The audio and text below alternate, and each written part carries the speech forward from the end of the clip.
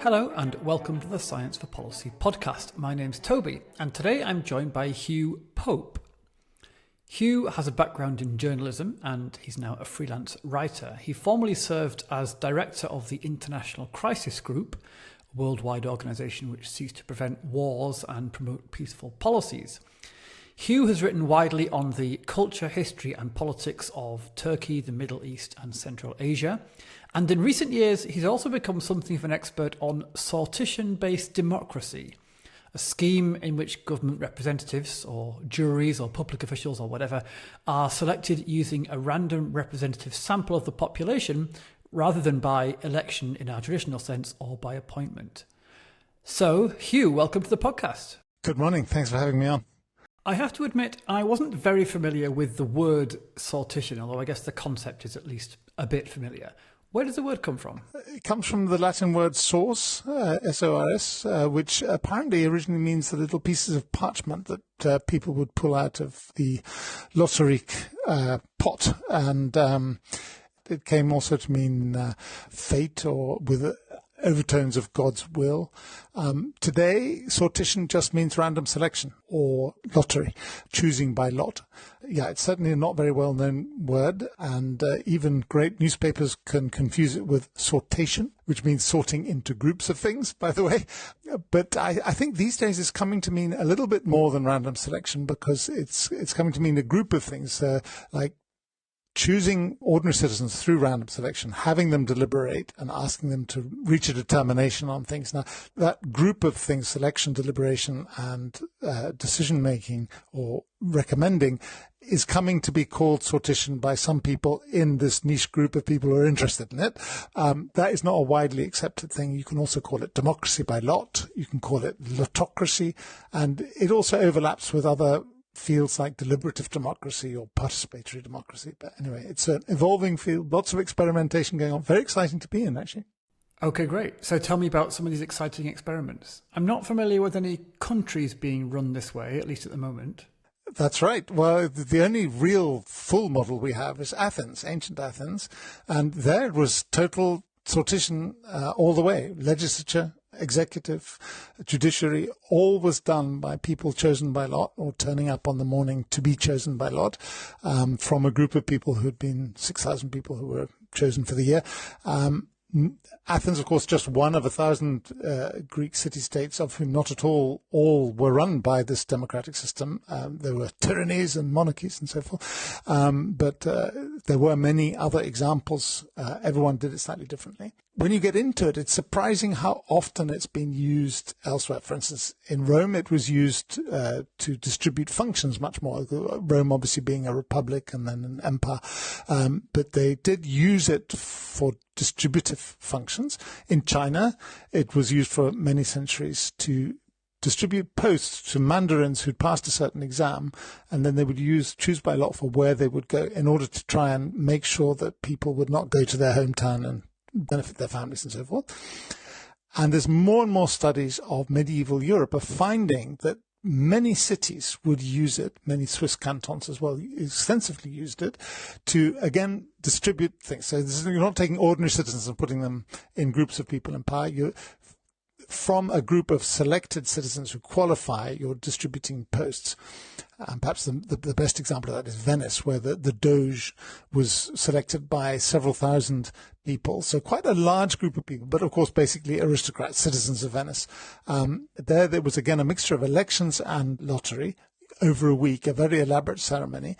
But it produced a Doge who was non-factional and likely to do a good job. And as a result, Venice was a beacon of liberty in the Dark Ages, basically. For several hundred years, it ran very well. And, it never completely disappeared. 19th century France had random selection elements in its parliamentary committee choosing, deliberately in order to try and make sure that the committees were a bit more broad-based than the usual bourgeois elite.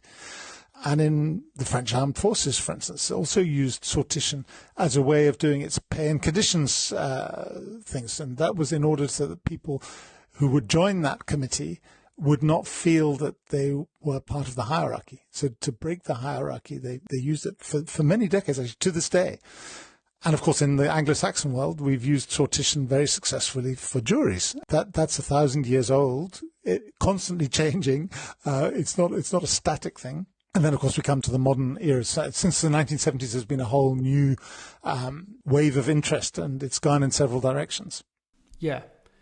But then this makes me wonder, if it has never gone completely out of fashion, as you say, then why is this system not more widely used now? Why don't we see some countries using sortition rather than elections to choose their legislature, for instance?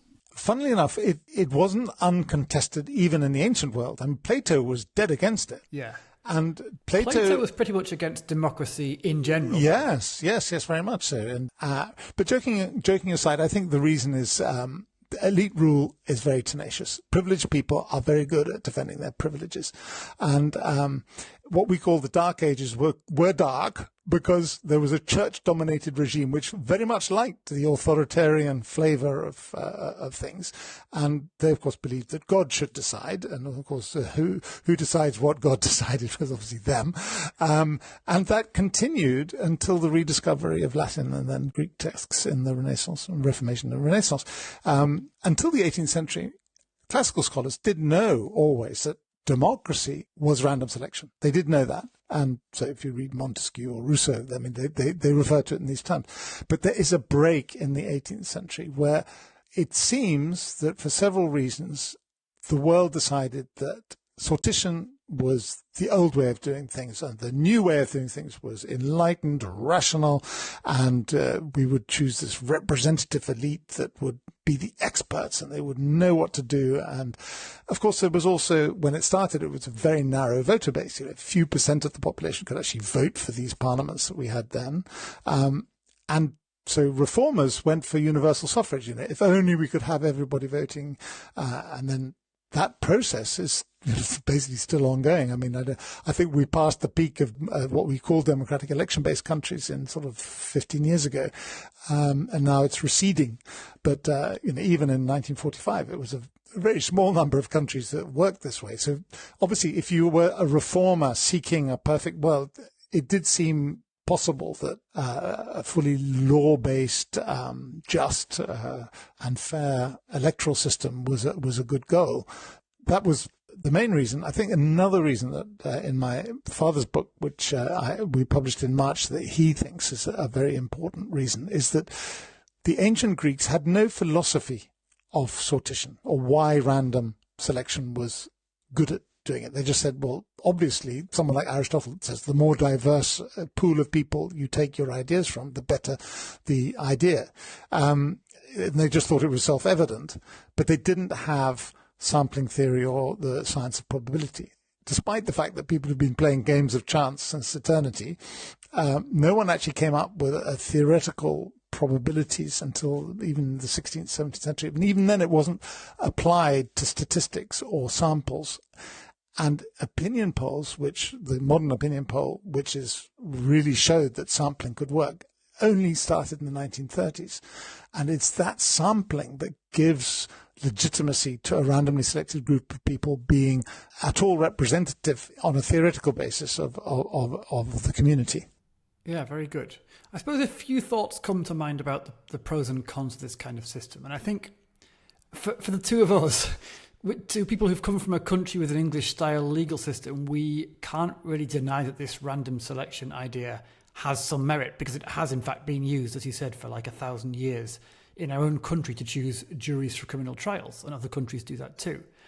But one thing that strikes me as interesting about that is that when you have sortition as a way to choose people who make decisions, one thing you lose, or one disadvantage, is that anyone who isn't chosen doesn't get a say at all. And I think for juries in a courtroom, that might be okay, because the job of the jury is not to make some kind of general policy decision in the interest of everyone or the majority or whatever. Their job is to examine and determine the truth as best they can of a particular factual question. Is this person innocent or guilty?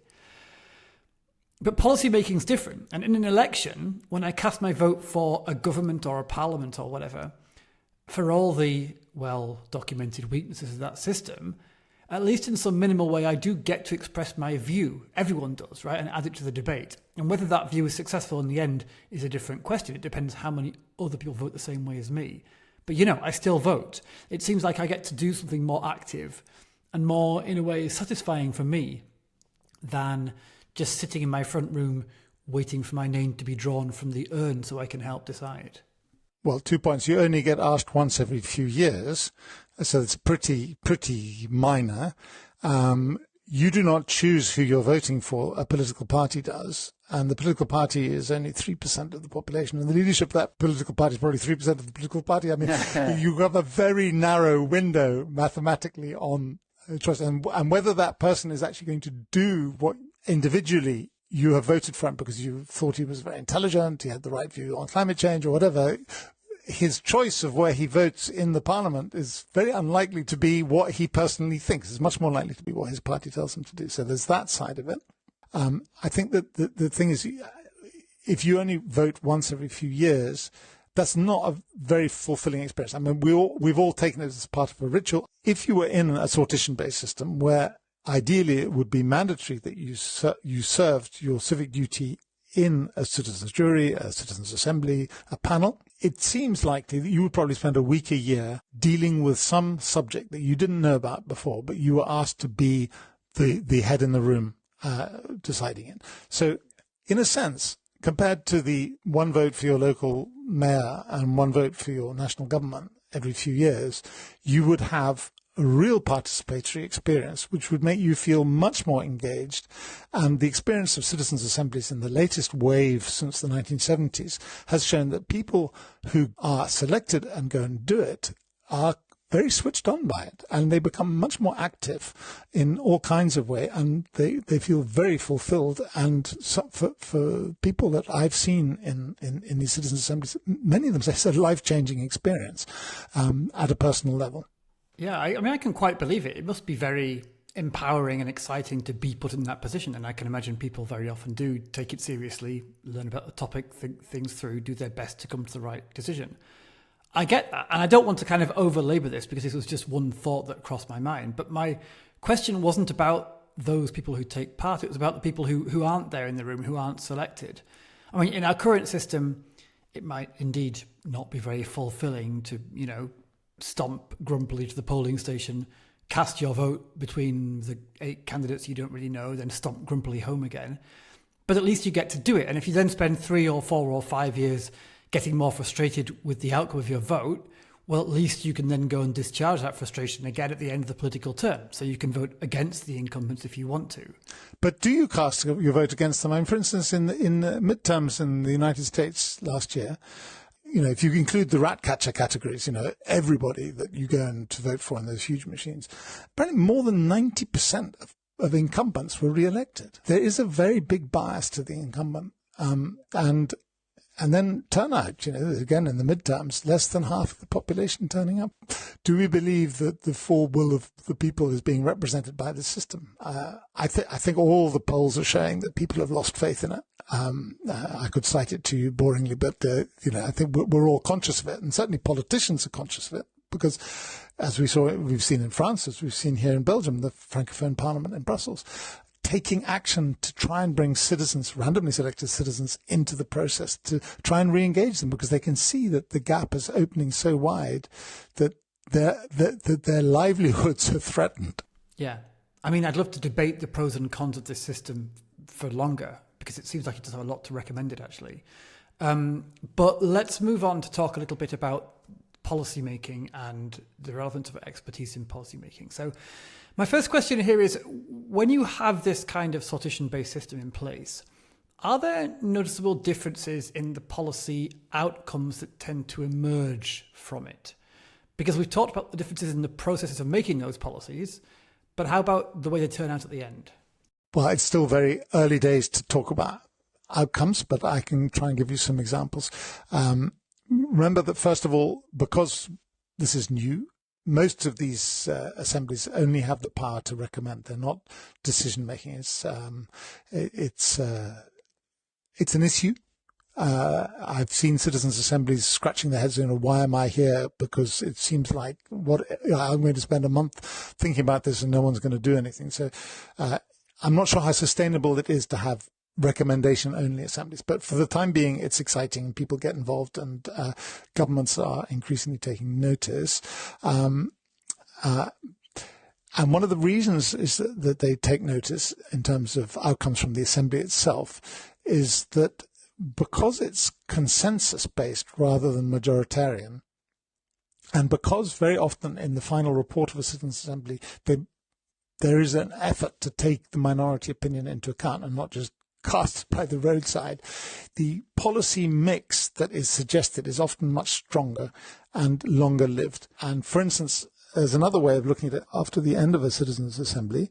For instance, the French Climate Citizens' Assembly in 2019, 2020, they came up with 149 pretty strong recommendations, and despite the fact that President Macron had said that he would apply these recommendations sans filtre, without a filter, various reasons, including the fact that parliamentarians suddenly said, hang on, we're the lawmakers here. We have a say too. Only 10% of them were actually put on the law books. And everyone saw that as a big failure. In fact, it's cited as a failure. But as time goes by, it's beginning to become clear that the discussions that were had at that climate assembly got into the policy thinking. And you can see that assumptions have changed as a result of seeing what ordinary people, once really informed about the situation, really thought about things like insulating houses and so forth. Very strong support for insulating houses. And if you try and sell a house in France today, you will discover that unless it's properly insulated, you're in for a shock. And that's the sort of thing that has got strengthened by all this very public discussion.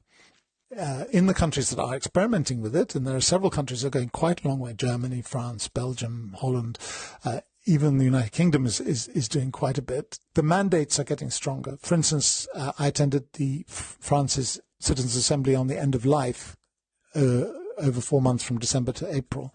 And that was fascinating in comparing it to what had happened to the first Citizens' Assembly on climate, was that there was a procession of politicians who came to address the citizens.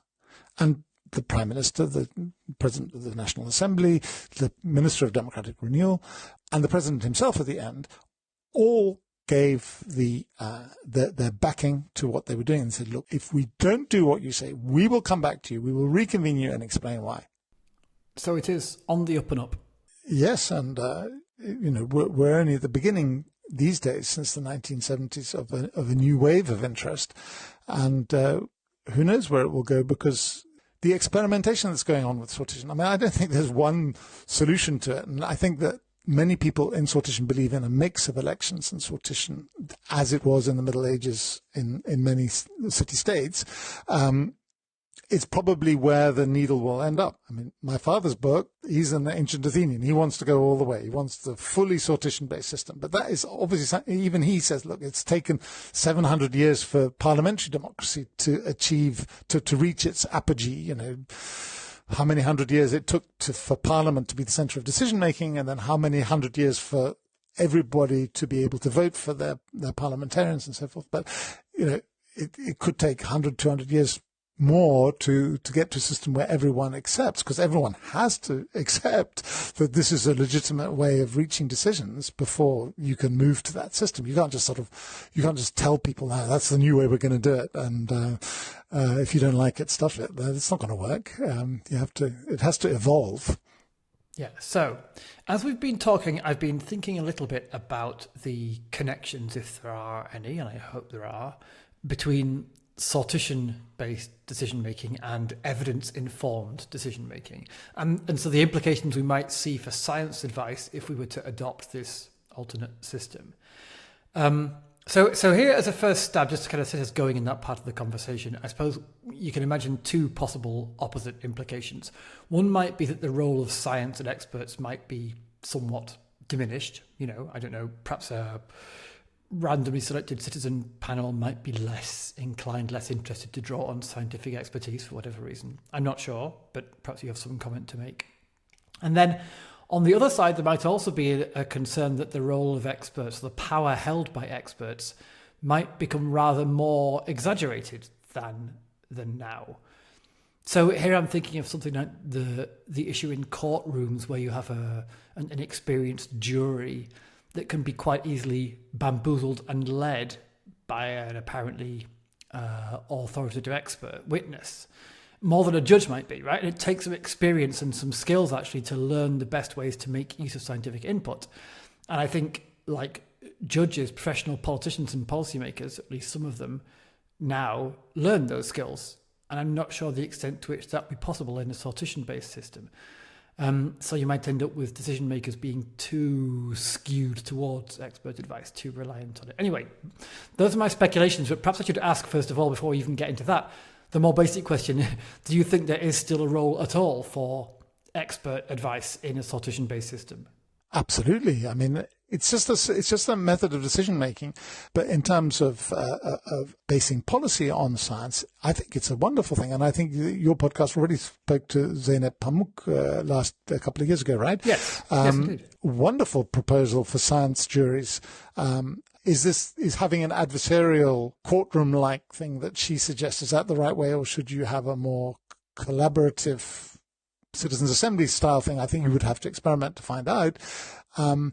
All I can say is that having observed these citizens' assemblies, I think that if we're talking about the input of scientists into a process, it's a wonderful platform because, for a start, the scientist is no longer addressing their peers, and they're not addressing the policymaker, they're addressing ordinary people. And there is no feeling like addressing a group of randomly selected people because they are just representing themselves. There's no way of getting past that. The fact that they have been, it's enormously empowering for the individuals involved, but it also changes the experts' attitude because they do, I see them very respectful towards this group of people because they are clearly paying a lot of attention.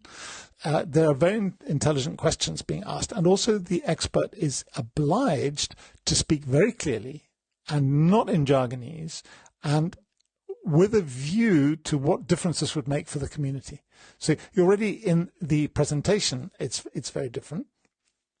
And this is going a bit far, but I felt that some scientists felt really refreshed by the experience watching them. And you've got to remember that in a citizens' assembly format, I don't know quite how Zeynep Pamuk would have chosen her experts, but there is the right of the Citizens' Assembly to call new experts if they want to go further.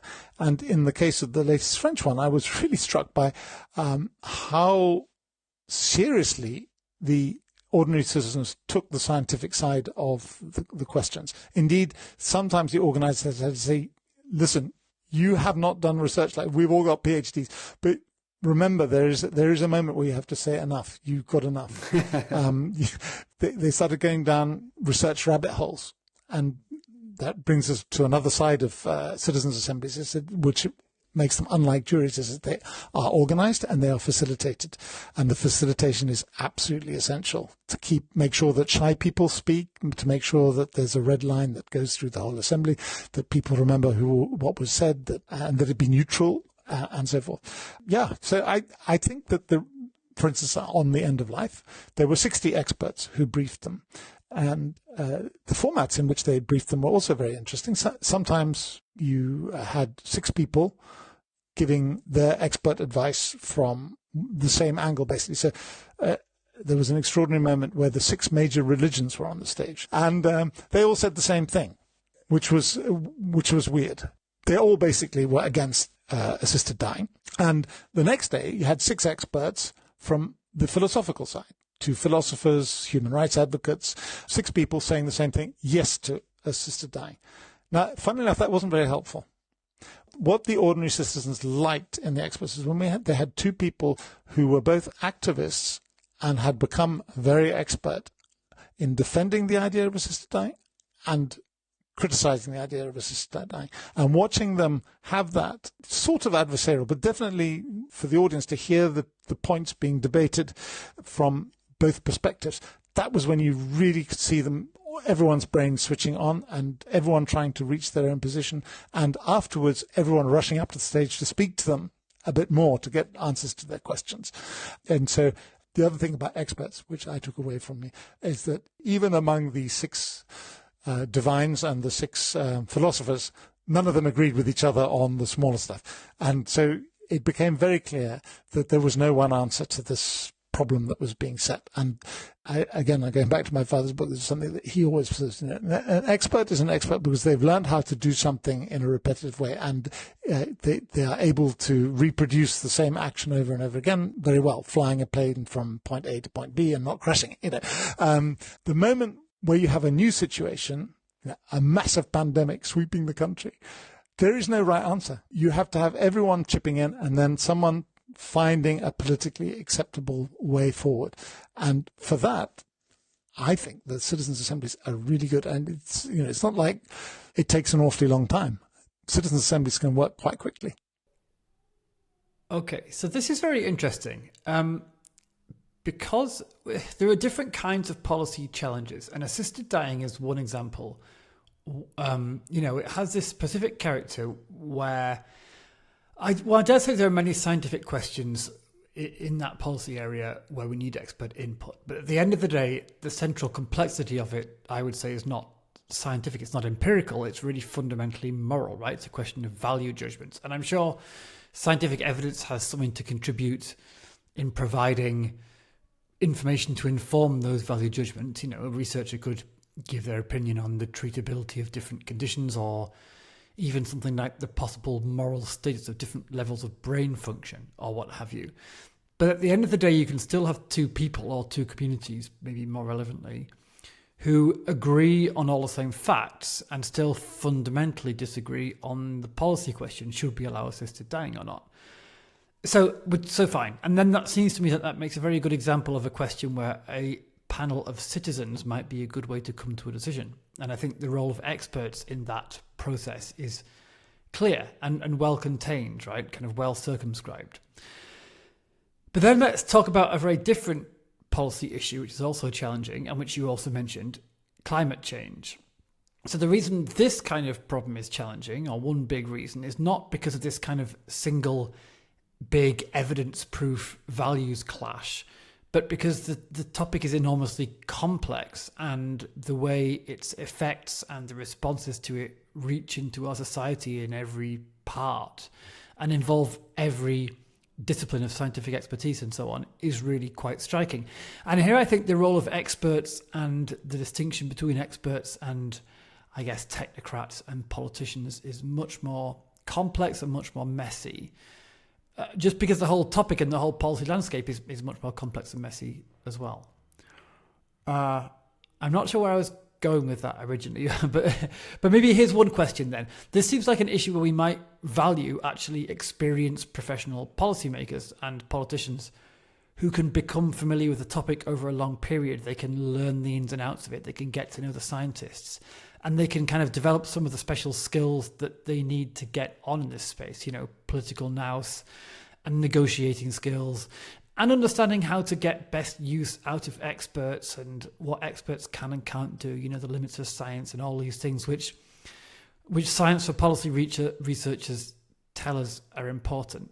And I worry a bit that a conversation between science advisors and a randomly selected panel of civilians, for want of a better word, is going to perform much less well on these kinds of skills that our policymakers need if we want to solve the big problems. Yeah, but then they would get stuck in a rut, because as we know, that crisis situations require a new policy. Once you are the person who's decided the policy, you're quite unlikely to change your mind. Research on experts shows that. The educated elite are the people least likely to change their mind on things. Yeah. So you're facing a new situation where, as you yourself said, there's a lot of uncertainty. And, and no scientist can answer the question of uncertainty. That uncertainty is a series of, assumptions or propositions which require action. And ordinary people are very good at judging, first of all, who's having them on.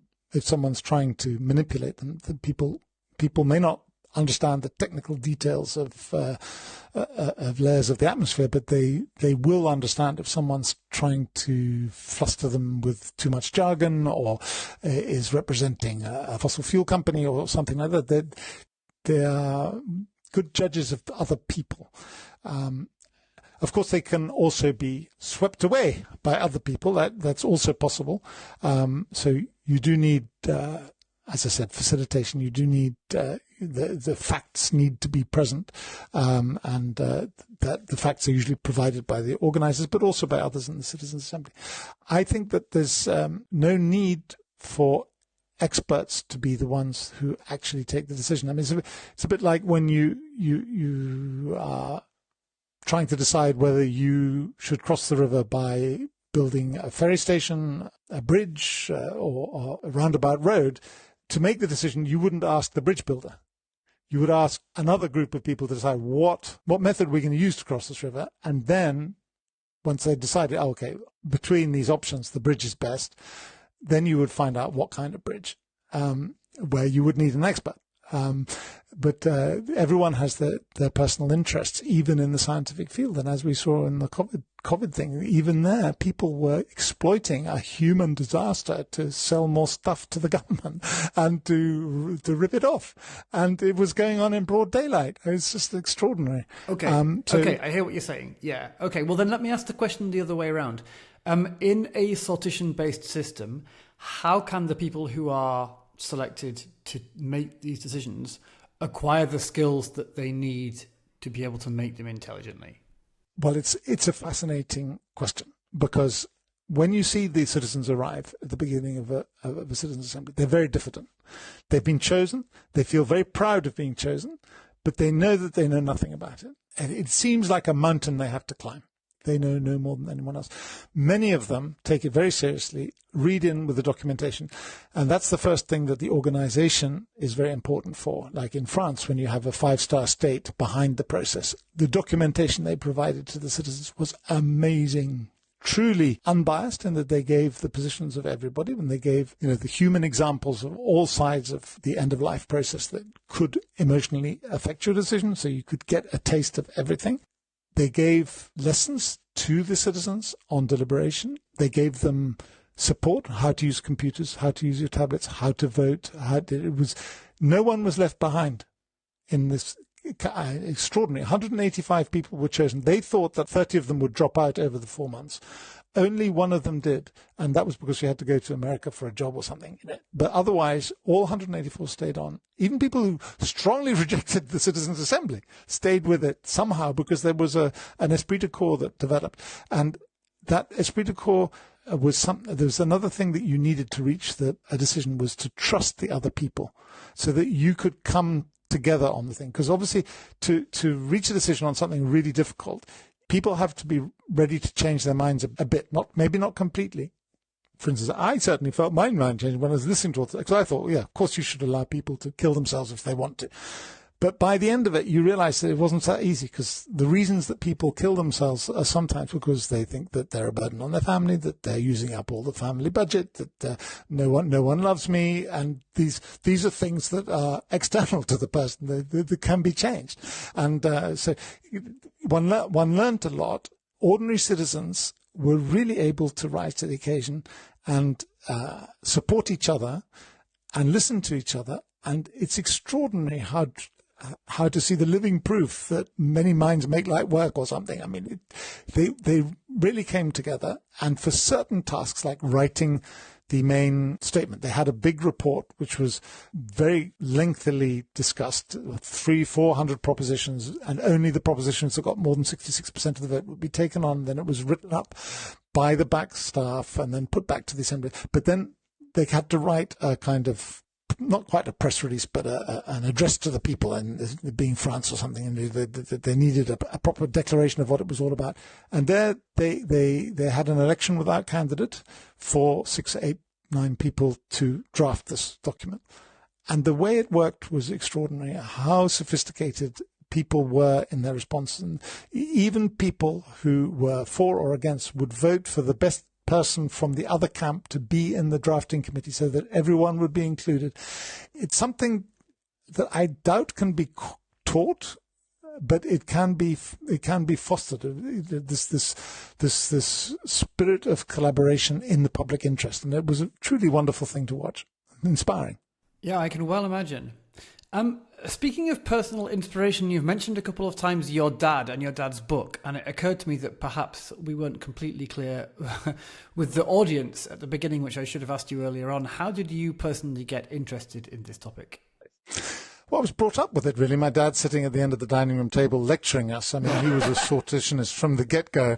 And, naturally as a child, one completely disregards anything one parents say.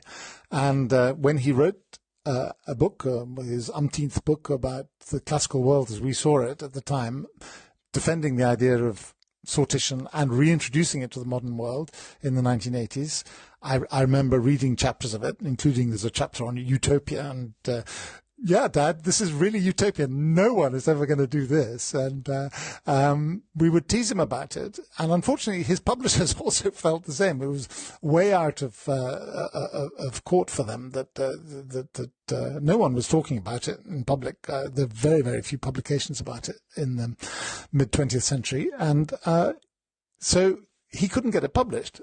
And towards the end of his, when he retired and everything, I used to bully him a bit, saying, "Dad, where's the book? Why don't you put it out? You can print it. It's a private publication, so easy now." But it was lost. The computer file was completely corrupted. We couldn't find it anywhere. And it wasn't until my mother was going through his library after his death in 2019 that she found the typescript. And by that time, because I'd been brought up by him, I'd started reading the saints of the firmament, the David van Reybrouck's Against Elections, and other great texts about sortition, and I'd been really switched on to it. But I could also see when I read my dad's book with open eyes that he still had very original things to say, because it's more about the philosophy of sortition and randomness and why it would work rather than the sort of political science ins and outs of the question.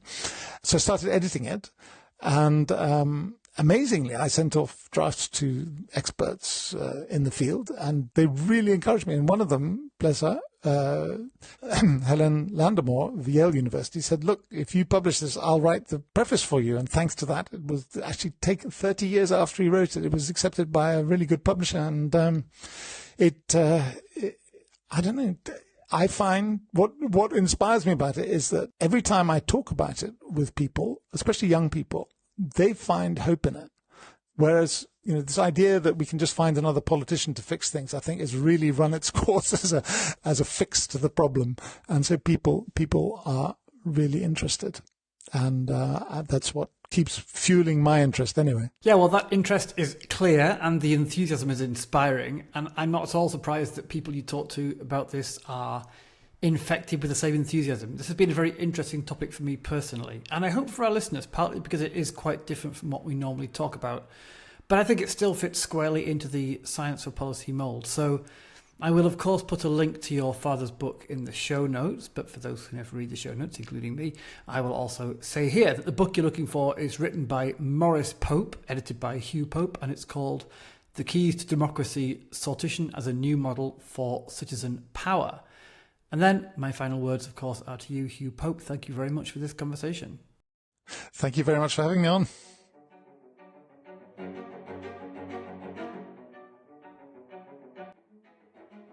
The Science for Policy podcast is created by Sapea. It's produced by me, Toby Wardman, with additional research and support from Agnieszka Pietrczuk.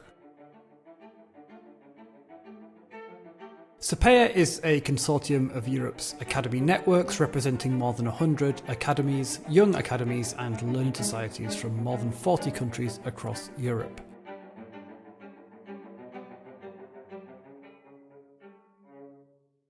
We're part of the European Commission's scientific advice mechanism, and as such we're funded by the European Union. Having said that, the opinions you hear on this podcast are those of the guests, and sometimes mine, but certainly not the views of the European Commission. This music is composed by Carlo Alfredo Piatti and performed by Elizaveta Sushchenko, and this last bit is particularly good.